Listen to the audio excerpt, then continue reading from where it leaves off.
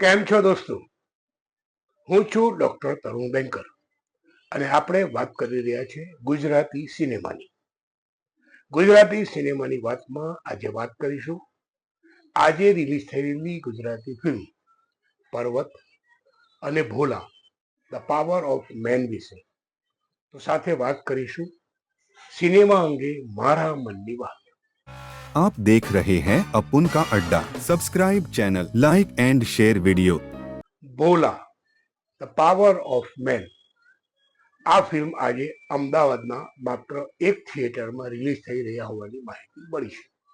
જોકે આ ફિલ્મ વિશે કોઈ પણ જાણકારી મળી નથી. તો આ સાથે આજે રિલીઝ થઈ રહી છે બીજી એક ફિલ્મ પર્વત. આ ફિલ્મ પિતા અને પુત્રીના સંબંધની વ્યાખ્યા કરે છે, નવી રીતે વ્યાખ્યા કરે છે એવી આ ફિલ્મ છે, જ્યાં ભૂલોનો સ્વીકાર અને લાગણીઓનો ઉદ્ભવ થાય છે. એક પિતા પોતાની પુત્રી માટે શું કરી શકે તેની આ વાત છે. ફિલ્મના મુખ્ય કલાકારો હિતુ કનોડિયા અને સપના વ્યાસ. આસિફ સિલાવતના લેખન અને દિગ્દર્શનમાં બનેલી આ ફિલ્મ આજે રિલીઝ થઈ રહી છે. હવે ગત સપ્તાહે રિલીઝ થયેલી ફિલ્મોના બોક્સ ઓફિસ કલેક્શનની વાત. ગત સપ્તાહે રિલીઝ થયેલી ફિલ્મ ઈલુ ઈલુ માત્ર 6 લાખ રૂપિયાનું બોક્સ ઓફિસ કલેક્શન કરી શકી છે. તેના પહેલા સપ્તાહે રિલીઝ થયેલી વિશ્વાસથાનું બીજા સપ્તાહનું કલેક્શન મળ્યું નથી, પરંતુ પહેલા સપ્તાહના અંતે 6 લાખ રૂપિયા અને બીજા સપ્તાહનું બીજું કલેક્શન ગણીએ લગભગ 10 લાખના આંકડાની આસપાસ પહોંચી છે.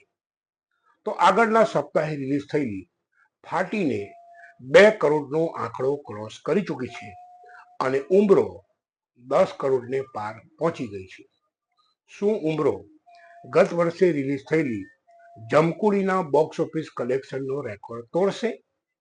તમે જોઈ રહ્યા છો અपुन का अड्डा। Subscribe channel, like and share video. હવે સિનેમા અંગે મારા મનની વાત.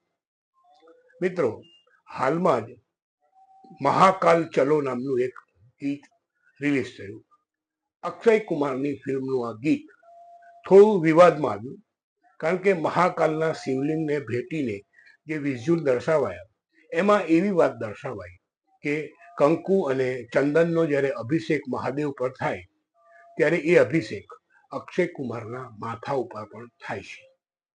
મને લાગે છે ત્યાં સુધી આ પબ્લિસિટી સ્ટન્ટ છે, કારણ કે અક્ષય કુમારની છેલ્લી 12 થી 13 ફિલ્મો ફ્લોપ ગઈ છે, એટલે કદાચ આ વિવાદ જગાડ્યો હોય અને એ નેજા હેઠળ પબ્લિસિટી સ્ટન્ટ કરાયો હોય એવું લાગી રહ્યું છે. વાત ગમે તે હોય, વિષય એ છે કે હંમેશા સિનેમાના પડદે હિન્દુ અથવા સનાતન સંસ્કૃતિનું અપમાન કે કોઈ વિવાદ જગાડીને કેમ આ પ્રકારની પબ્લિસિટી મેળવાય છે? શું હિન્દુ કે સનાતન ધર્મ ફિલ્મ મેકરો માટે સોફ્ટ ટાર્ગેટ છે? વિચારવું પડશે, ચર્ચા કરવી પડશે અને જરૂર હોય તો તેના માટે એક્શન પણ લેવા પડશે.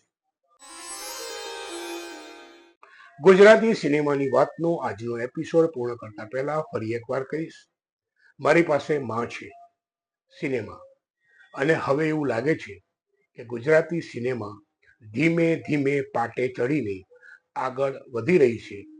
સર્જકો નવા વિષયો અને નવી વાર્તાઓને સારી રીતે એક્ઝિક્યુટ કરે અને અભિનેતા અભિનેત્રીઓ ખરા અર્થમાં એ પાત્ર નિભાવે, પોતે એ રોલ કરે છે એવી રીતે નહીં, તો ગુજરાતી સિનેમા ટૂંક સમયમાં ખૂબ જ ઊંચું સોપાન સર કરશે.